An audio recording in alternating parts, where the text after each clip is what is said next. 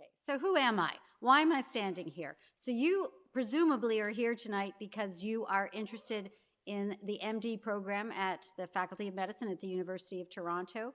And I am the Vice Dean of the MD program. That means that I sort of oversee all of the processes in the MD program. We have other people here with us tonight. We have Lynn Wilson, who's the Vice Dean of Partnerships. We have David Ladder, who is the Director of Admissions, Admissions and Awards. And we have Jessie Metcalf here, who is actually the person that has the most information that you're going to want because she is the Associate Registrar in our enrollment office. And we have a first-year medical student, Justin, and probably after Jessie, he's the one you want to talk to find out the real scoop about what it means to come to medical school at U of T. So why U of T? Well, Toronto is the fourth largest city in North America, and the University of Toronto is the largest university in Canada. It is a research-intensive university. I think some of you are enrolled in undergraduate and graduate programs here, and we think we have the best MD program in Canada and one of the best in North America. Here are our ratings and our reputation. So if you look, we moved up one. We're number 11 now in the world in the QS ratings. In 2016, we were number 3 in the N2U ratings, and we are noted to be one of the fastest rising medical schools in the world as far as advancing our rankings. So number 11 in the world. If you look at where some of those other schools are, okay, we are not a Harvard, but we are up there with Stanford. We are up there with University College in London. We are a fantastic institution. How many students do we take a year? Well, this is our domestic program, so we're increasing our number of students. We now take 259 students each year, and of those 259 students, between 6 and 13 enroll in an MD PhD program. We have an integrated clinician scientist program, so should it be your desire in the future to be a scientist, you can enter into the MD program and you can graduate with both an MD and a PhD diploma. You also can get a master's degree. So we offer spots in a master's in strategic leadership and innovation. We offer a master's in engineering. We're exploring masters in computer science, translational research, humanities, in philosophy. We have one student who stepped out of our program this year to go over and be a Rhodes Scholar in Oxford. So there's lots of opportunities above and beyond doing the MD program, although doing the MD program itself is great, isn't it? We have an academy structure, so 259 we think is a large class. It's hard to get to know everybody. It's hard to feel like you have friends, that you're part of a community. So we have divided our medical school into 4 different academies. These academies are sited in Mississauga, which is a separate campus, in the Fitzgerald Academy, which is at St. Michael's Hospital, where I work and Dr. Ladder works, at the Whiteman-Barris Academy, which is at the University Health Network, and the Peters Boyd Academy, which is at Sunnybrook. And if you look at each of these academy sites, so they each have, all except for Whiteman-Barris, and which academy are you in? Fitzgerald. Best academy ever. It is the best academy. Each of the academies has around 50 students, except for Whiteman-Barris, which has 100 students. And what that allows is more of a development of a community at that clinical site. You do an awful lot of your work there. You do your case-based learning there. You have many of your tutorial groups there. In the first 2 years, you learn how to do clinical assessments, histories, and physicals, and then you do your clinical placement there through your 3rd year, and it's still your home base for your 4th year when you're off doing electives.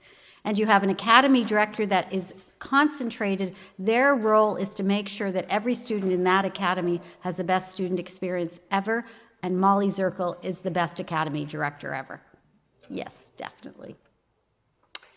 But above and beyond our teaching hospitals that are in the core of Toronto and at UTM in Trillium Health Partners, there are now, it's 27 listed here, but we now have 37 sites community sites where we have opportunities for our students to go out and to have clinical placements. They're all within our affiliation agreements, so you have a huge diversity of experience that you can have in the MD program. And it's not just diversity by geography. We support every one of the 79 different specialties that are at the Royal College. So after you finish medical school, you have to decide what kind of a doctor you want to be. So you either go into family medicine, and somewhere between 25 and 40% of our class goes into family medicine, or you go into a specialty. There's 79 of them, and they are all here at U of T. So there's a huge opportunity when you're in medical school to find out the different areas of specialty practice, to decide what kind of a doctor that you want to be, and actually to train with the best and the brightest in Canada. It's a research-intensive faculty of medicine. Many of our faculty who teach are also scientists, so you get exposure not to a huge breadth of patients and patient experiences, but also to an enormous amount of research activity. Number 2 in North America behind Harvard for medical research. Our campuses, so our beautiful St. George campus, where you are today, so you probably know about that, but our actually even more beautiful Mississauga campus. If you go out there, it is stunningly beautiful. That is the Terence Donnelly building. That is a smaller building where all of the students in Mississauga have their classes and do some of their tutorial work. And they have a real sense of family out there. They call themselves the Mamily. So what does the curriculum look like? Well, we launched a brand new curriculum this year. We'd had our old curriculum in pre-clerkship since 1993, so it was time for a change. We used to have a lecture-intense curriculum where you had about 20 hours of lectures per week. You were in class 5 days a week with some time off throughout the week. And then it was supported by some problem-based learning, some arts and science of clinical medicine. But we threw that all out the window. We had a disruptive change, and we have introduced what we now call our Foundations curriculum. It is a technology-based curriculum. So on Sunday night, you get a link. Well, actually, I just got a link to, I think, 6 weeks. You get the segment at a time. So it is endocrinology, I think I just got sent on Sunday. I follow the curriculum with the first-year students. I don't do all of the modules, but I look at some of them.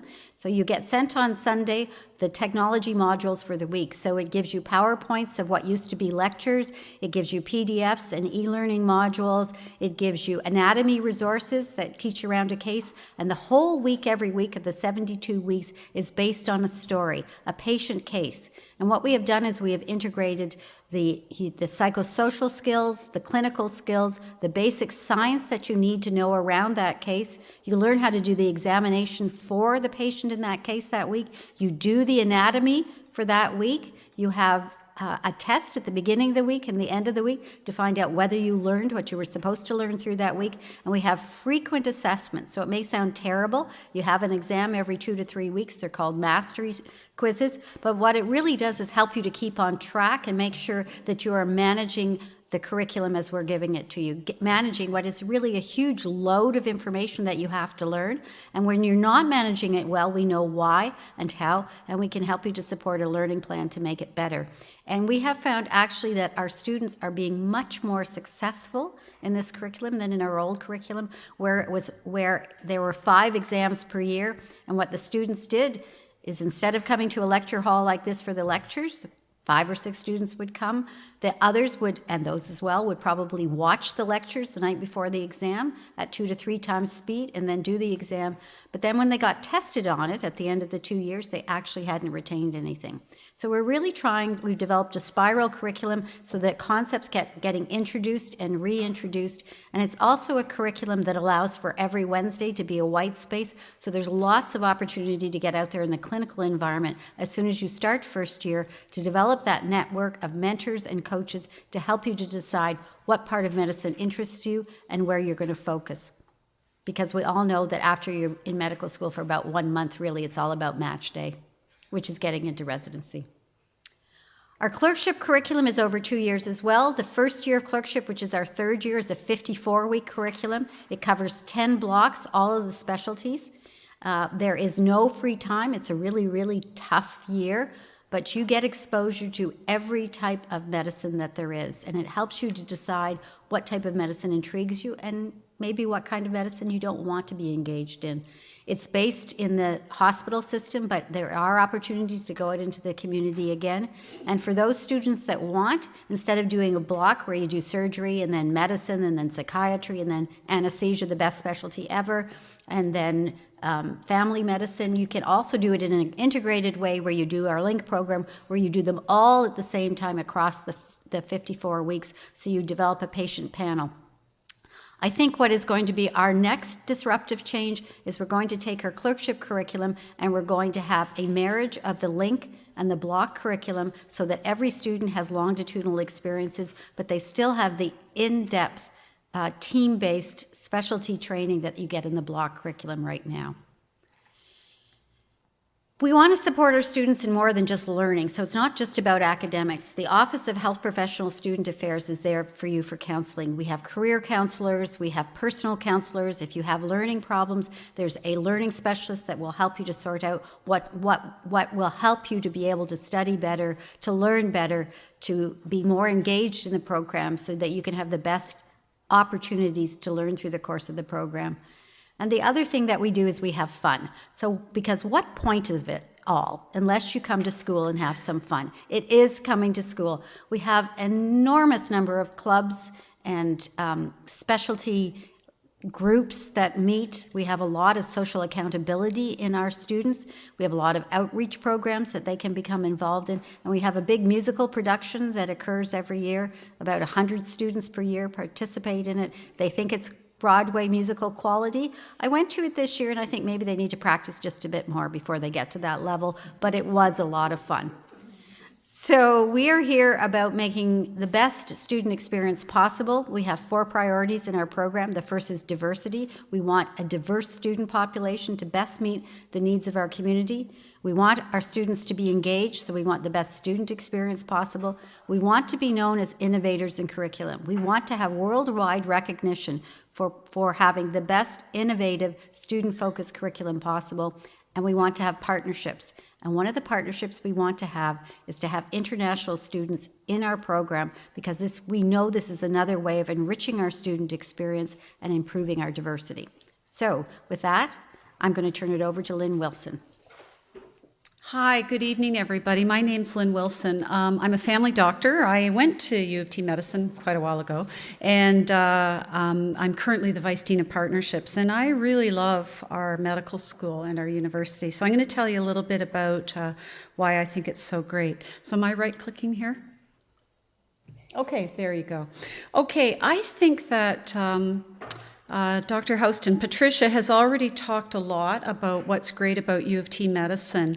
And she's talked about our network of hospitals. I'll maybe make a couple of additional points, but I think the thing for you to know is that, as Patricia said, this is an incredibly highly ranked medical school, both from the point of view of its educational offerings and certainly from the point of view of its research.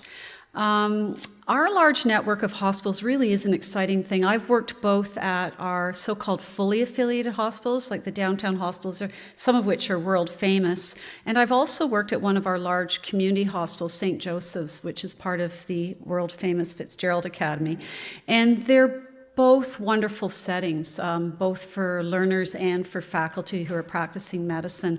And I think maybe the most important thing is because we have this vast network of teaching hospitals and community-based learning experiences, and we have teachers and program leaders who are really trying to make sure that students are getting an optimal experience. There are so many different options, and it's exciting. You really can find out about all sorts of different career options in medicine and experience learning in really fantastic clinical environments. I think it's really quite wonderful. U of T Medicine is very famous for its research. Patricia already told you how we're right after Harvard in terms of our rankings in North America. And but what that means is that we're able to offer some really outstanding research opportunities to our med students at different points along the way. You know, some of our medical students do go into the MD PhD program. Lots of other medical students at some point in their career go on to do a master's or simply get engaged in research in other ways. And it's really nice exposure. And no matter what, you need to understand this stuff because, of course, this is where new medical knowledge is coming from. We have, our university and our medical school have a lot of really great international collaborators. So when it comes time to do electives, there are all sorts of great places that one can go. And because of our relationships with institutions in places like Sweden, Australia, China, etc., there can be some really cool places to go to learn. Africa as well, all sorts of great things. I think we've talked lots about the academic advantage of being here in Toronto. There's tremendous social advantages. I don't need to tell the people who are sitting here in the room because you're here, right? And I'm a bit of a cheerleader, but I think Toronto is an amazing city, and you know what? We live in an amazing country, and so and I think we're pretty acutely aware of that, and so this is something that I think we can offer to learners who come from other countries, and we certainly have a diverse community, both within our medical school class and at University of Toronto, and then in Toronto at large, all of which is good. Okay, so here you see some pictures of Toronto. My favorite is the Toronto waterfront. We've got a wonderful Chinatown. There's just many things that are great about it. We've got all sorts of great parks. It's a cool city, and it ranks really highly, right, on terms of livability and everything. It's considered to be, again, one of the best in the world. I think you've already learned lots about our network of hospitals that we work with very, very closely. So I don't really need to say anything more other than some of you will recognize some of the names here. So Sick Kids, our children's hospital is world-renowned. Princess Margaret Hospital is part of UHN, which is at the bottom, University Health Network, and it's one of the top cancer institutions in the world. But I could just go on and on. I just need to tell you that we've got great clinicians, great research, and so really helps produce excellent new doctors from our med school. So what does it mean to be a doctor, and what does it mean to be somebody who graduates as a physician from U of T? We know that physicians have to be lifelong learners, and I think particularly with our new foundations curriculum and then the innovations that are being planned for our clerkship, that really puts people in a great position to be a strong lifelong learner. You just have to be very good at it to really continue to thrive in your medical career over the years. Because of our academy structure, and I think because of our desire to be quite inclusive, you end up in a situation where your classmates become a community of practice for you. And sometimes those communities of practice, or at least communities of support, continue on for years and years, and we hear it all the time from my colleagues. Medicine is very strong here, but nursing is strong, public health is strong, rehabilitation medicine is strong. And so as we focus more and more on team-based practice and provide team-based learning opportunities, those disciplines also help contribute to high-quality medical education. And we in Canada, and certainly at U of T, are working on not just graduating physicians who are medical experts. Of course, we think that's very, very important, but we're also helping to create people who are advocates, who are scientists, who are effective problem solvers, who are excellent collaborators, et cetera, et cetera. And so that whole thing is a framework called CanMeds that is now adopted by quite a number of universities around the world. But that framework about thinking about a physician well beyond just being a clinical expert or a medical expert is really important. Okay, so why does U of T place emphasis on international students? We really think that this is mutually beneficial. We do think that we're a great school to come to, but we also think we benefit incredibly by inviting people from other countries to come and learn with us, because we feel that we learn from one another. We think that increasing the diversity within our class, even beyond what it is right now, is something that's very important, contributes to excellence. The benefit of being a graduate of the Faculty of Medicine at U of T is being an alumnus, and we have strong alumni groups in a number of different places around the world. There was a recent very exciting event in New York. We've got alumni in Hong Kong and China, a number of different places. Again, you know, this is one of the world's most diverse urban centers, so it's a very cool place to come live and study for a while. And we think that given the nature of our world, it's a real advantage to individuals to have enhanced global fluency. And so again, having an exciting mix of individuals, both from here in Canada and from other countries, we think is advantageous both to our students and to our faculty. Okay, and now who's going to introduce this video? Is that you, Jessie? Thank you. Okay, great. So we do have a couple of videos from our students that we also want to show. So this is a video of actually a student who's now moved into residency. So you'll hear a little bit about his journey and his support through U of T's MD program.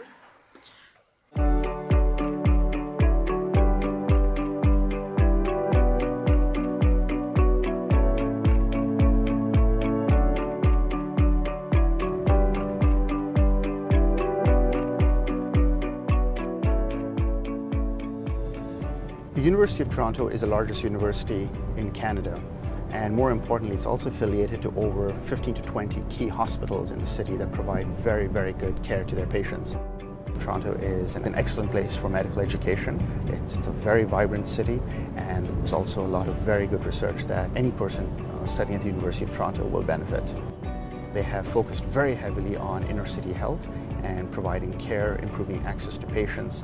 They have developed some of the largest databases to understand why it is that people don't have access to care and how care can be improved. When I told them that I was interested in going to the States, they were very helpful in helping me set up electives, helping me navigate through the process of applying to the States for residency, and also making key transitions in going from being a medical student to being a resident and being a physician, providing care to patients. When I think of the University of Toronto, I think several aspects come to mind: medical education, social responsibility, patient-centered research, and being a global leader in providing health. Whether we're talking about basic science research, or whether it's clinical translation or knowledge translation of this research, the University of Toronto has been at the forefront. This is a world-class institution that has been able to focus very heavily on medical education and providing excellent clinical care to patients. And I think I've been very fortunate to be part of the University of Toronto through the MD-PhD program.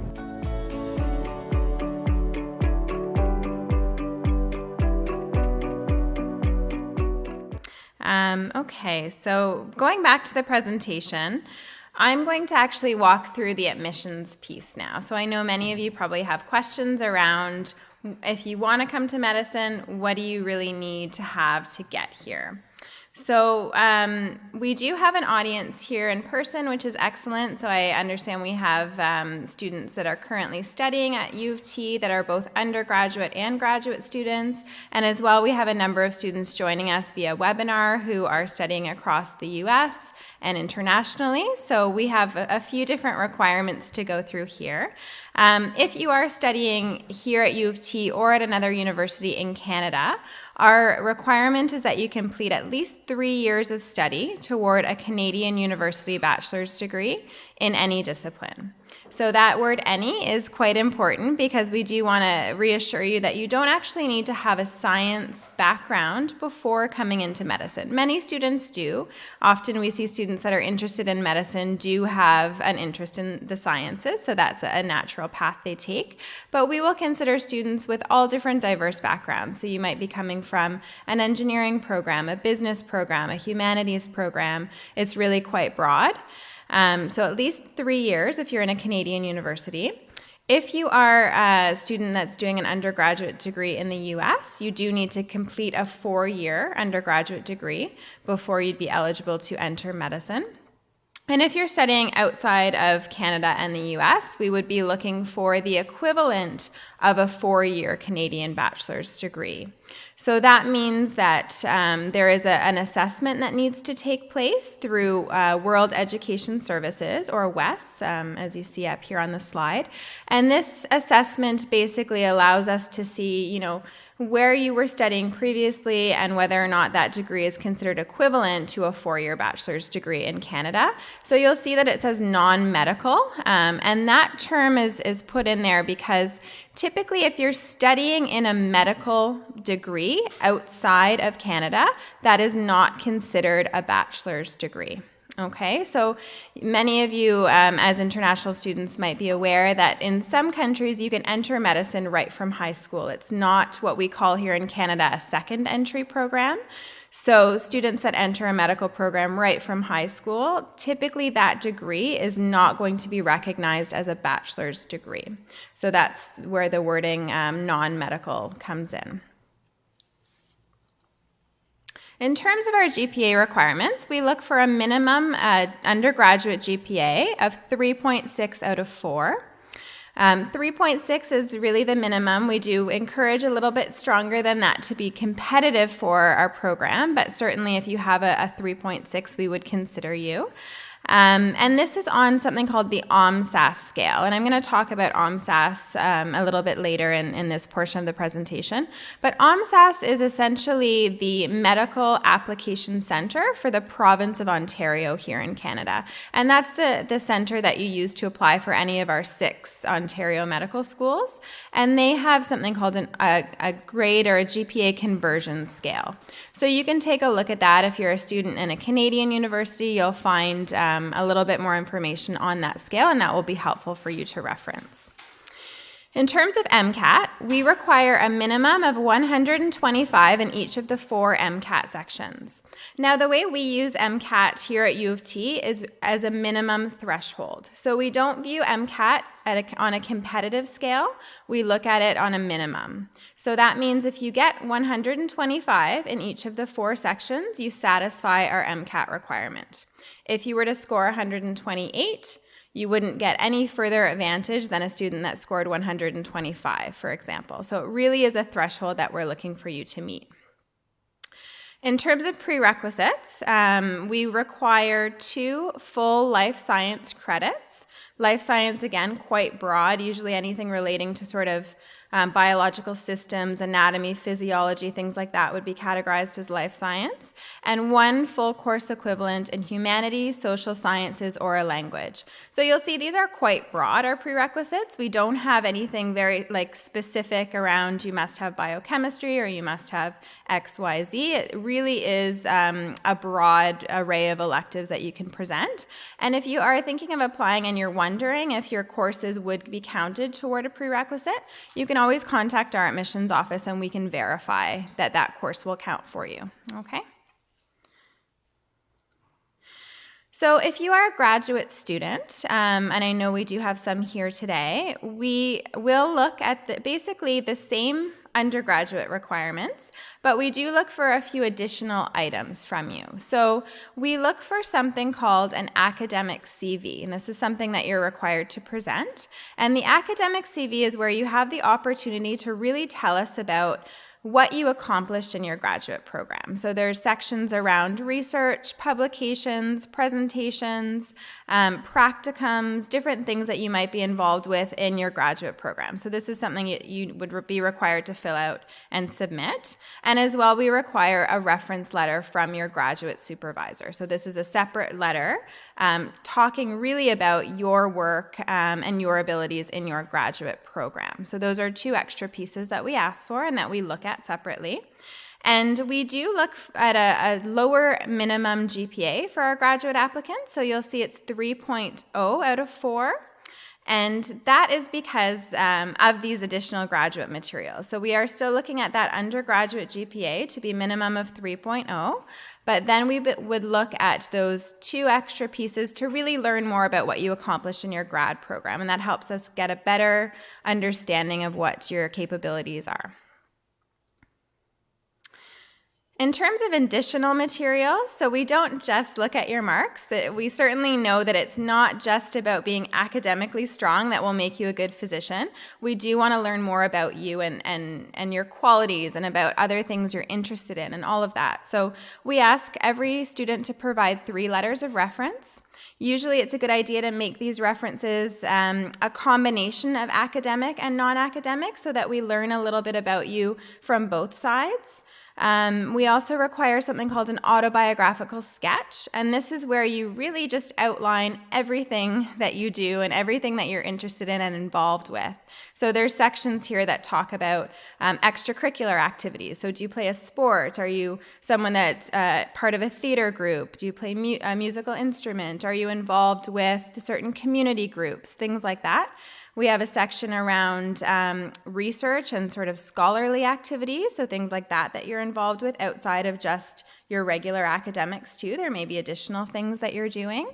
We also ask about employment and volunteer experiences. So this is, again, gives us an opportunity to learn more about, the other things that you've learned and explored in your life outside of just your academics.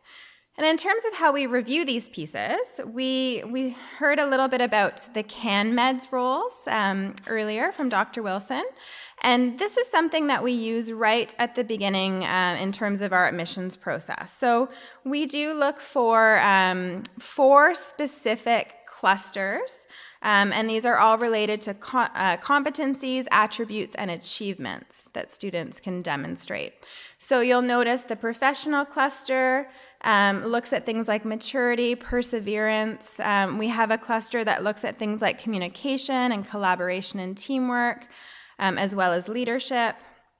We also look at advocacy. So we know that, to be a good physician, you're going to need to be able to advocate on behalf of your patients. So this is something we do try to measure even right at the time of admissions.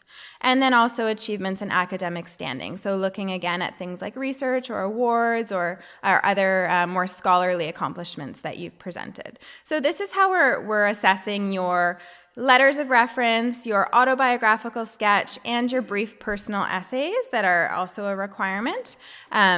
We want to see these 4 clusters. So really, when you're thinking about putting together those pieces, keep these in the back of your mind. And I often get questions about what should I get involved with outside of my schoolwork. Try and keep these things in mind. So there's no one profile that makes a good physician or that makes a good medical school candidate, but really these 4 areas can cross a lot of different areas. So, from getting involved in volunteer work to paid work, you can still gain the same types of experiences, right? So you don't have to volunteer in a hospital. You could get involved in a community organization. There's lots of ways to show these things. So if you're thinking about applying for the MD PhD program, just a note, there are a few additional requirements here as well. So there is an additional MD PhD essay. We do want to know why you're interested in this program and why you're interested in research specifically. And also there's some additional letters of reference that we want you to provide. And these letters of reference should really talk about your research interests and your research experience. So you don't have to necessarily know what you want to do your PhD in yet, but you should, have a good amount of research that you've already demonstrated so that we know you're a good candidate. Because doing a PhD, of course, is a big commitment. I know there are some students in PhD programs here today. It's a big commitment to research. So we want to make sure that we're selecting candidates for this program that really do have a passion to do both of those degrees. Okay, so just a few slides on the admissions process. So in terms of how it works, I mentioned OMSAS, the Ontario Medical School Application Service. Our applications open through OMSAS in July. So typically it's around the 2nd week of July. And the deadline to submit all application materials is at the beginning of October. So usually that date is October 1st. The date for this coming year hasn't been posted just yet, but I would anticipate it's probably October 1st as well. This is the time that you need to make sure, if you're planning to apply for this coming year, that all of your reference letters are in, your transcripts, your essay responses are completed, and all of those materials are into OMSAS. Then what we do on our side is we'll review the file materials. So OMSAS sends us all of your details and we go through file review, and then we select our top applicants to invite for interview.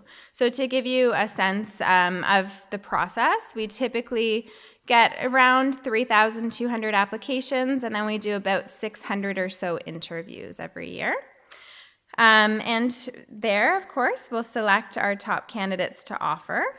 Just a note, interviews do take place between February and April, and then offers of admission will go out in May, and our orientation week starts in sort of mid to late August, so that's when you'd be here on campus starting in the program.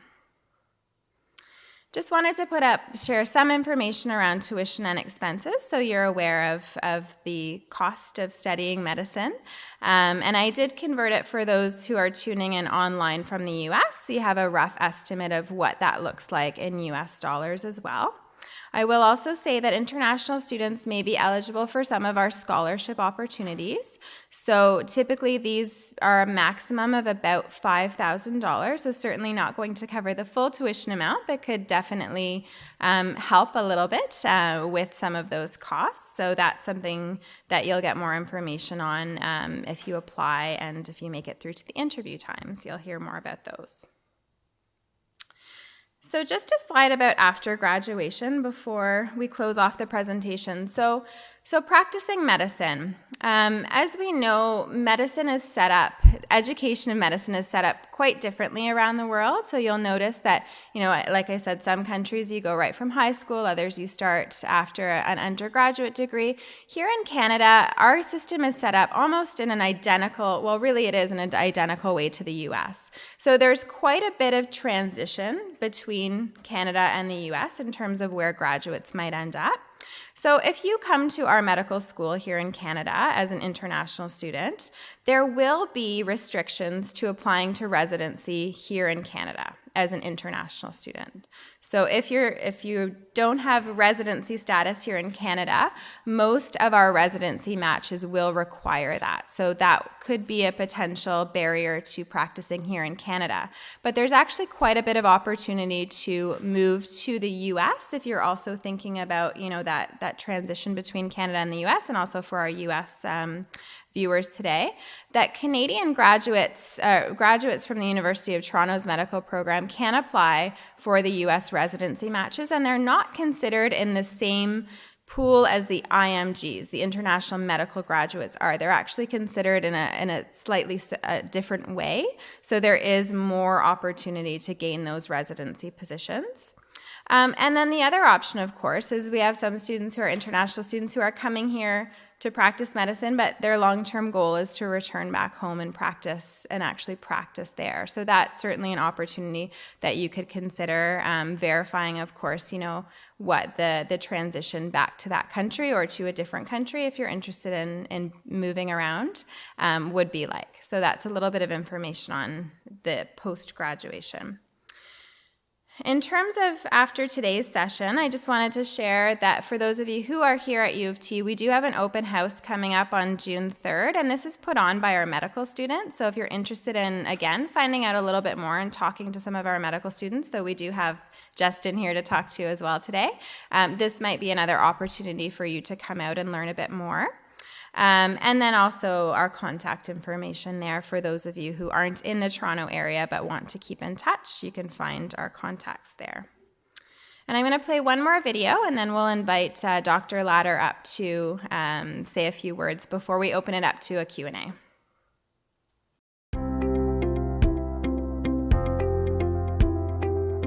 The University of Toronto Faculty of Medicine is very excited to be able to provide opportunities to international students, students from the United States to apply to and be accepted into our medical school. And it's an absolutely spectacular living experience to be here in Toronto. So not only do you get to be a student at one of the best universities in the world, but you get to have a life experience at one of the best cities in North America.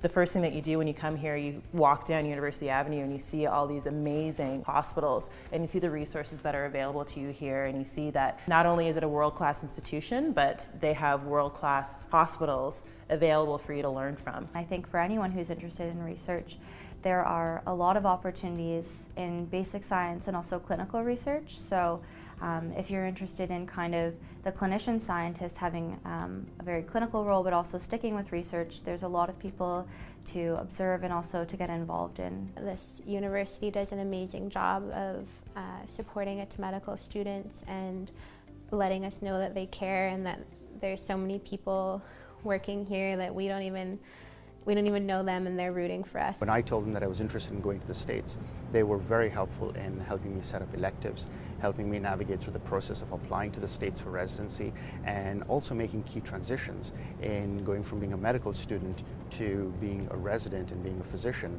providing care to patients. One thing that I really like about U of T is that a lot of the students come from different educational backgrounds too, which makes small group learning that much better. It really helps to enhance your learning, and I think it really helps to make the U of T experience what it is. People are extremely non-competitive. Everyone wants to do well, but everyone also wants everyone else to do well. I personally would love to welcome you if you apply to U of T and to have you here as a student, and I will also personally guarantee that you will have a great experience.